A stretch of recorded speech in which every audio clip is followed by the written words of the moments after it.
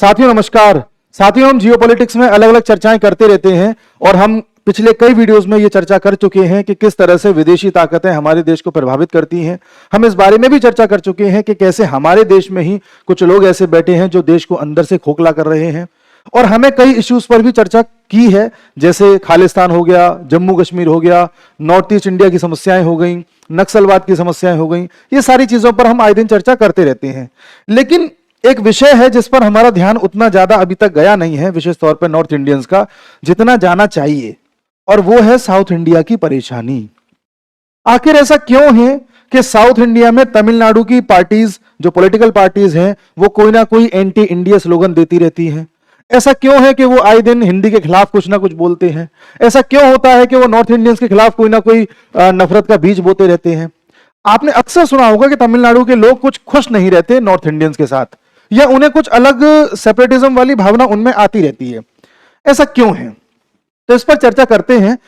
पहले थोड़ा सा बैकग्राउंड देखते हैं। देखिए, आप एक बात समझिए, हमारे देश में जब से हमारा देश आजाद हुआ है, अंग्रेजों ने इसके दो टुकड़े कर दिए। एक बना दिया भारत और एक बना दिया पाकिस्तान। पाकिस्तान का एक टुकड़ा पहले यहां भी था जो बाद में बांग्लादेश बन गया।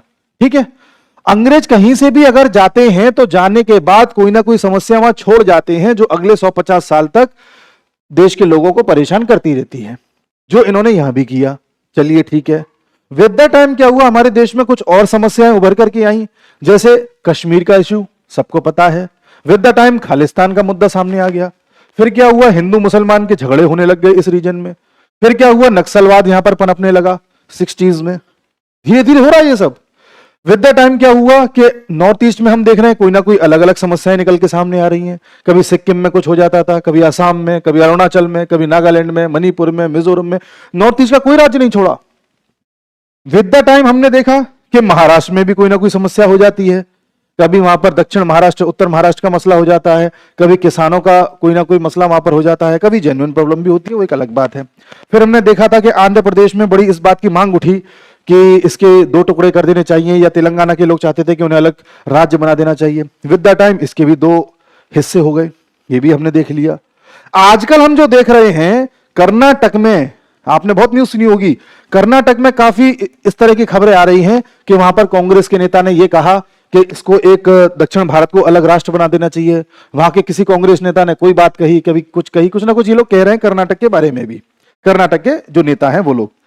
सेम तमिलनाडु में हम देख रहे हैं। तमिलनाडु में हम लंबे समय से देख रहे हैं, कभी भाषा को लेकर के, कभी 3 लैंग्वेज फॉर्मूला को लेकर के, कभी नॉर्थ और साउथ डिवाइड को लेकर के, कभी वहां की पार्टी है डीएमके, वो कहती है कि सनातन धर्म तो HIV की तरह है, इसे हटा देना चाहिए।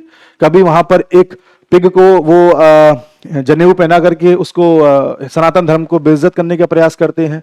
इस तरह की अलग अलग घटनाएं हो रही हैं। लेकिन कोई एक जगह है, एक या दो स्टेट ऐसे हैं जहां पर कुछ नहीं होता। एक है गुजरात, एक है केरल।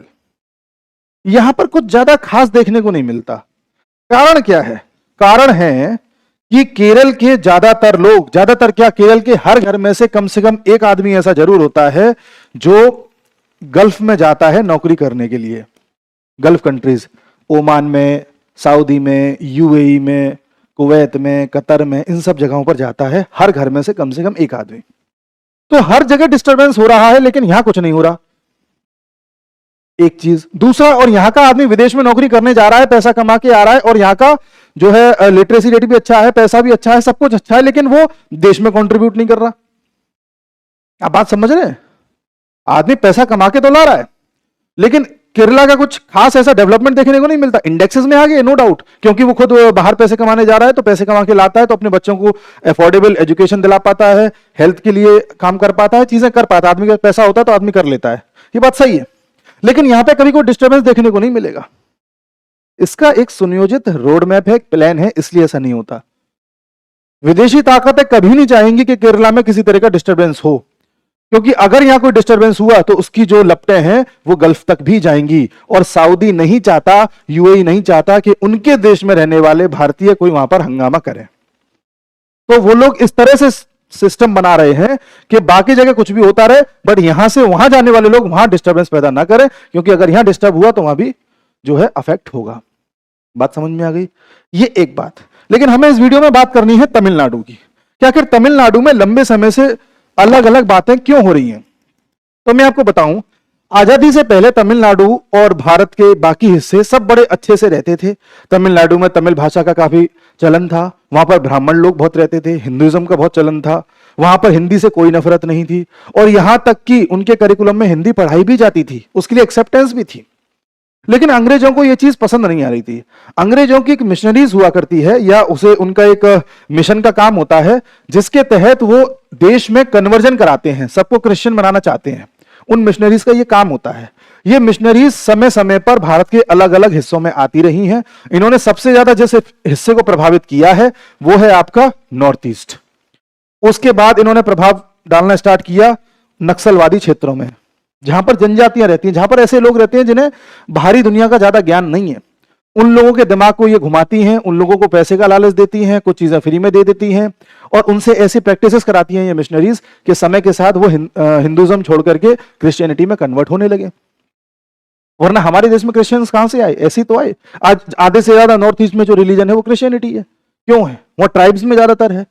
आप किसी और जगहों पर भी जाएंगे, यूपी में चले जाइए, यूके उत्तराखंड में चले जाइए, हिमाचल में चले जाइए, कहीं भी चले जाइए, जहां भी ट्राइब्स रहती हैं या पिछड़े लोग रहते हैं जिनका मेन स्ट्रीम से उतना नाता नहीं है, उनको कन्वर्ट करना आसान है। वो गरीब हैं, उनको पैसे का लालच दे दो, उनको कुछ पैसे दे दो और वो कन्वर्ट हो जाते हैं, और उसमें कोई बुराई भी नहीं है। स्वामी विवेकानंद कहते भी थे कि जो धर्म आपको 2 वक्त की रोटी ना दे सके, ऐसे धर्म को जहर की तरह त्याग देना चाहिए। वही हिंदुइज्म अगर उनको 2 रोटी नहीं दे पा रहा तो अच्छा है, क्रिश्चियनिटी में कम से कम 2 रोटी तो मिल रही है उन्हें, वो उनका पर्सनल मैटर है। बट मुझे मतलब है क्रिश्चियनिटी से। क्रिश्चियनिटी किस तरह से धीरे धीरे अपने यहां पर फैल रही थी क्रिश्चियन मिशनरीज के द्वारा। अंग्रेज जानते थे कि अगर इसको साउथ इंडिया में पहुंचाना है तो सबसे पहले इनकी जो बैकबोन है हिंदुइज्म, जो इनकी बैकबोन है यहां पर ब्राह्मणवाद, उसको तोड़ो। उसके लिए एक नैरेटिव स्टार्ट करो। कभी भी कोई विचारधारा लानी होती है तो एक नैरेटिव स्टार्ट किया जाता है, एक स्लोगन बार बार बोला जाता है, जिससे कि सुनने वाली जनता उसे सच मानने लगती है और यकीन कर लेती है कि ऐसा होगा ही। जैसे आज भी आप हमारे देश में देख लें, आप कोई भी बात कह लीजिए, कुछ लोग होंगे जरूर जो उसका अपोज करेंगे, भले उन्हें उसकी कोई हकीकत ना पता हो, बट उनको रटा दिया है उनके नेताओं ने 2-3 बात, तो रटते रहते हैं, जपते रहते हैं कि हाँ ऐसा है ऐसा है ऐसा है। जैसे मैं कई बार वीडियो बनाता हूं तो लोग कहते हैं मणिपुर में भी तो बोलिए, उन्हें पता ही नहीं मणिपुर में क्या हो रहा है क्या नहीं हो रहा, बस उनके नेता ने उनको 2-3 चीजें रटा दी, बोलते रहते हैं टेप रिकॉर्डर की तरह। फिर जब मणिपुर में मैंने वीडियो बनाया तब वो शांत हुए, जो मेरे वाले कमेंट कर रहे थे उसमें। खैर वो एक अलग बात है। तो इन्होंने सोचा क्रिश्चियंस ने कि क्यों ना एक नैरेटिव यहां पर सेट किया जाए। अब नैरेटिव ये सेट किया गया कि देखिए आप सब लोग, जितने भी दक्षिण भारत के लोग हैं ना, ये लोग असली इंडियंस हैं, ये लोग तो सब बाहर के हैं, ये तो आर्यंस हैं जो बाहर से आए हैं, असली तो आप लोग हो, आप लोग द्रविड़ लोग हो, द्रविड़ ही असली इंडियंस हैं। आपने भी सुनी होगी ये बात कि ये लोग तो सब आर्यंस हैं, असली इंडियंस तो असली हिंदूस तो यहां रहते हैं। ऐसा नहीं है। द्रविड़ एक शब्द है संस्कृत का, जो संस्कृत में कई जगह पर प्रयोग हुआ है, नो डाउट, बट द्रविड़स्तान, ये द्रविड़ अलग लोग हैं, ये अलग लोग हैं, ऐसा कहीं प्रयोग ही नहीं है। कोई दस्तावेज ऐसा है ही नहीं जहां पर यह चीज इस वर्ड को यूज किया गया हो। यह वर्ड पैदा किया गया है। पैदा किसने किया है जानिए। यह वर्ड पैदा किया है, एक व्यक्ति थे, क्रिश्चियन मिशनरीज का काम करते थे जब हमारे यहां अंग्रेजी हुकूमत चल रही थी, उस वक्त ये व्यक्ति रॉबर्ट क्लैडवेल, इन्होंने इस वर्ड को इजाद किया। इन्होंने बोला कि मैं चाहता था कि दक्षिण भारत के लोगों को एक अलग शब्द से पहचान दी जाए, या उनको अलग शब्द से संबोधित किया जाए, जिससे कि उनके अंदर भारत से अलग होने की एक भावना आ जाए। आप समझ रहे हो ना? जैसे होता है ना, किसी ग्रुप को एक नाम दे दिया तो उस ग्रुप को एक नई पहचान मिल जाती है। तो दक्षिण भारत को नई पहचान देना चाहता था ये आदमी।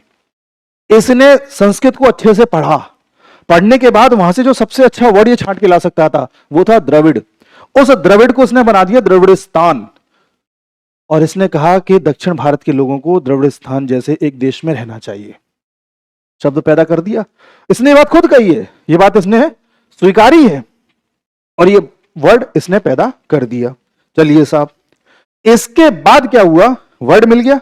अब वहां के लोगों को धीरे धीरे ये सिखाया गया कि देखो, जो दक्षिण भारत के लोग हैं ना, जो तमिलनाडु के लोग हैं, इन लोगों का जो असली रिलीजन है वो शैविज्म है। शैव, जो शैव में मानते हैं, शैविज्म है, हिंदुइज्म नहीं है। हिंदुइज्म अलग है, शैविज्म अलग है। ये उनको यकीन दिलाया गया। और शैविज्म यकीन दिलाने के बाद यह कहा गया कि जो शैव लोग हैं वो ब्राह्मणवाद में नहीं मानते, ये सब नॉन ब्राह्मण लोग हैं, इसलिए आप सब लोग जो शैव लोग हो, जो दक्षिण भारत के लोग हो, ये ब्राह्मणों को यहां से हटाओ, ये ब्राह्मण बिल्कुल बेकार हैं, ये जहां दिखे इन्हें काट डालो। ये नैरेटिव स्टार्ट हुआ। और यही कारण है कि 1950-1947 के आसपास जब भारत आजाद हुआ था, उसके आसपास तमिलनाडु में लगभग 60 लाख ब्राह्मण रहते थे, जो 1980 आते आते सिर्फ 50 लाख या 40 लाख ही बचे, 20-30 लाख भाग गए वहां से। क्यों भागे? बढ़ने के बजाय घट गए। क्यों? इस नैरेटिव की वजह से। और ये शैव वाली बात और नॉन ब्राह्मण वाली बात भी एक जगह पर दर्ज है, विद प्रूफ में बात कर रहा हूं। आप अगर इसे देखें, यहां पर एक कैम्ब्रिज यूनिवर्सिटी के एक बहुत अच्छे, एक तरीके से वहां पर फिलोसोफर हैं, एक वहां के अच्छे खासे राइटर हैं, उनका नाम है विल स्वीटमैन। इन्होंने अच्छा खासा एक पेपर लिखा हुआ है जिसमें इन्होंने इसी बारे में बात करी है कि क्रिश्चियन मिशनरी किस तरह से दक्षिण भारत में अपना प्रभाव जमाना चाहती थी, और इसके लिए उन्होंने एक शैविज्म का कॉन्सेप्ट इजाद किया और शैविज्म के जरिए वहां के लोगों को बताया कि तुम शैविज्म मानने वाले लोग हो और ब्राह्मणवाद का तुमको अपोज करना है। ठीक है, ये बात पल्ले पड़ गई आपको? तो आप क्रोनोलॉजी देखिए हो क्या रहा है। सबसे पहले एक वर्ड दिया गया द्रविड़स्तान, उसके बाद पहचान दी गई शैविज्म, इसमें यह भी कहा गया कि ब्राह्मणिज्म में नहीं मानना, इसका विरोध करना है। इसके बाद जो तीसरा काम हुआ है उस पर भी ध्यान दीजिए। सरकार ने जब कॉन्स्टिट्यूशन बना था तो यह कहा था कि हम लोग क्षेत्रीय भाषाओं का तो सम्मान करते हैं, लेकिन कॉन्स्टिट्यूशन में जिस भाषा को हम वरीयता देंगे या ऑफिशियल लैंग्वेज जिसे रखेंगे वो हमारी हिंदी होगी। इंग्लिश का भी हम प्रयोग करेंगे, लेकिन 10-15 साल बाद इंग्लिश के बारे में विचार करेंगे और हिंदी भी हमारी एक ऑफिशियल भाषा होगी। आपने ये कॉन्स्टिट्यूशन में देखा होगा। सोचिए उस वक्त हमने हिंदी को एक ऑफिशियल भाषा डिक्लेयर कर दिया था, कोई दिक्कत नहीं आई, और आज हम हिंदी के बारे में बोलते हैं तो अलग अलग जो है विरोध होने लग जाते हैं। ऐसा क्यों? ऐसा इसलिए क्योंकि कॉन्स्टिट्यूशन में बात यह कही गई थी कि हम हर जगह से ये राय लेंगे कि क्या हम हिंदी को एक ऑफिशियल भाषा बना लें, लेकिन ऐसा हो नहीं पाया था। तो इस बात का फायदा उठा करके कुछ लोगों ने वहां पर विरोध किया और यह कहा कि देखो हिंदी को शामिल कर दिया गया है कॉन्स्टिट्यूशन में, उसे ऑफिशियल भाषा मान लिया गया है और तमिल लोगों को पूछा ही नहीं गया, तमिल भाषा को भाव ही नहीं दिया गया। तो एक नया फैक्टर इजाद कर लिया, भाषा वाला। अब भाषा के आधार पर अलग करो, तो क्या दे दिया? लैंग्वेज। लैंग्वेज में भी क्या? हिंदी का क्या करना है? विरोध करना है। ये बात भी निकल के आई। और ये चीज सबसे ज्यादा जिसने करी थी वो एक पार्टी थी, उस पार्टी का नाम था बीके पार्टी, द्रविड़ कंगम पार्टी। यह पार्टी 1944 में बनी थी और इसने सबसे ज्यादा इस बात का अपोज किया था कि हिंदी को तवज्जो नहीं देनी। इसने एक वर्ड द्रविड़ नाडु भी प्रपोज किया था। इनका कहना था कि हमें दक्षिण भारत को द्रविड़ नाडु या द्रविडियन नेशन के रूप में अलग से बनाना है। इस पार्टी ने ऐसा बोला था उस जमाने में। फिर इस पार्टी में ही इन्हीं के कुछ लोगों ने इसका विरोध किया। इनके जो अध्यक्ष थे रामासामी, इनका विरोध हुआ काफी ज्यादा। फिर इस पार्टी को ही आगे जाकर के टूटना पड़ा और इसमें से एक और पार्टी निकली जिसे आज हम डीएमके बोलते हैं। डीएमके इस पार्टी के ही इस समय जो मुखिया हैं वो तमिलनाडु के इस समय सीएम है, और इसको पार्टी को बनाया था उस समय, उस पार्टी से टूट करके निकले अन्नादुरई ने, सीएन अन्नादुरई ने। इन पार्टी, ये जो पार्टी थी डीएमके, इसका जो मूल रूप था वो यही था, जो मूल सिद्धांत था अपनी पॉलिटिक्स चमकाने का वो यही था कि नॉर्थ और साउथ में डिवाइड करना है। उसने द्रविड़ नाडु का नारा दिया था। इसने कहा कि वो द्रविड़ नाडु का तो अभी नहीं बोलेंगे, लेकिन डिवाइड पैदा करके रखो हिंदी और तमिल के नाम पर। वहां से ये अपनी पॉलिटिक्स को और चमकाते आए और धीरे धीरे हिंदुइज्म का विरोध भी करते आए। इसीलिए इनके अपोजिट एक और पार्टी तैयार हुई थी, जो आपको जयललिता, जो वहां की एक्ट्रेस हुआ करती थी, उन्होंने एक पार्टी बनाई थी AIADMK। वो जयललिता ब्राह्मण थी, उनके खिलाफ भी सोचिए बर्बरता हुई थी, जबकि नेता थी वो। उनकी साड़ी उतारने का, साड़ी खींचने का प्रयास किया गया था। इस कदर वहां पर ब्राह्मण के प्रति हेट पैदा कर दी गई थी, और उस हेट को जो भुना रहे थे वो ये लोग थे। जो हिंदी के प्रति हेट पैदा करी गई थी उसको जो भुना रहे थे वो भी ये लोग थे। और द्रविड़ नाडु की जो शुरुआत करी थी वो इनकी पेरेंट पार्टी ने करी थी। लेकिन कहीं ना कहीं इनके दिमाग में भी वो चीज थी, लेकिन खुल के नहीं बोल रहे थे। और आज यही लोग हैं जो खुलकर के चीजें सामने लेकर के आ रहे हैं और चिल्ला चिल्ला के बोलते हैं कि भारत, कभी भारत था ही नहीं। इनका एक नेता है ए राजा, इसने 2G घोटाला किया था। इनका भी कहना यही है कि भारत तो एक नेशन है ही नहीं। इन्हीं डीएमके का ही एक एमपी है जिसका कहना यह है कि मैंने अपने क्षेत्र में 3 बड़े मंदिर गिरवा दिए हैं जो 1 सदी पुराने थे, 100 साल से भी अधिक पुराने थे। खुल के बोलता है। इन्हीं का जो सीएम है वो एक पोस्टर लगवाता है, उस पोस्टर में पीछे इसरो का रॉकेट दिखाता है, उस रॉकेट पे चाइना का फ्लैग लगा हुआ है। कोई बोलने वाला नहीं है। इन्हीं की पार्टी जो है एक पोस्टर जारी करती है जिसमें एक पिग को जनेऊ पहनाया गया है। आप देखिए, इन्हीं की पार्टी ये कहती है कि हम सनातन को हटा करके मानेंगे हर तरीके से। इन्हीं की पार्टी कहती है कि सनातन धर्म एक HIV और लेप्रोसी की तरह है। सोचिए, खुल करके बोल रही है। और हमारे देश में लोगों को पता तो है कैसा बोल दिया है, लेकिन इनसे कोई कुछ कहता ही नहीं है। सोचिए, ऐसा अगर किसी दूसरे धर्म के बारे में कर दिया जाता या दूसरे धर्म के बारे में एक शब्द भी बोल दिया जाता तो कितना बड़ा बवाल हो जाता।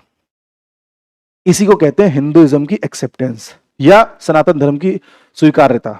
इतना विशालता है इस धर्म में, इतनी गहराई है कि हर विचार को स्वीकार लेता है। और आप ये जानिए, जो कास्टिज्म का बीज आया है, जो आज हम जातियों के आधार पर लड़ रहे हैं, ये कोई 5000 साल से नहीं लड़ रहे हैं, ये 200-300 साल से ही लड़ रहे हैं। और इन लोगों ने लड़वाया है। इन लोगों ने इस तरीके के नरेशंस दिए हैं जैसे मैं अभी बता रहा हूं आपको द्रविड़स्थान के नाम पर। और आप हैरान होंगे, जो ये स्टालिन है, इसका बेटा है, देखिए, इसका बेटा है उदयनिधि स्टालिन। ये आजकल ज्यादा बयान दे रहा है। और इन्हीं स्टालिन लोगों ने मिलकर के 2022 में एक कॉन्फ्रेंस कराई थी। उस कॉन्फ्रेंस का नाम था सनातन एबोलिशन कॉन्क्लेव। पहले कॉन्फ्रेंस कराई थी, फिर 2023 में कॉन्क्लेव कराया था। सनातन एबोलिशन यानी कि हमें सनातन धर्म हटाना है। ये 2 बैठकें हुई हैं, कॉन्फ्रेंस हुई है, 2022 में हुई है, फिर 2023 में हुई है। और दोनों चेन्नई में हुई है, दोनों स्टालिन ने कराई है। और स्टालिन लोगों ने, स्टालिन के परिवार ने ऐसे ऐसे शब्दों को कोट किया है जो मैं शब्द अभी इतनी देर से आपको बता रहा था। द्रविड़स्थान, हिंदी को अपोज करना, नॉन ब्राह्मण वाला, सनातन को हटा देंगे, और ये सारी चीजें।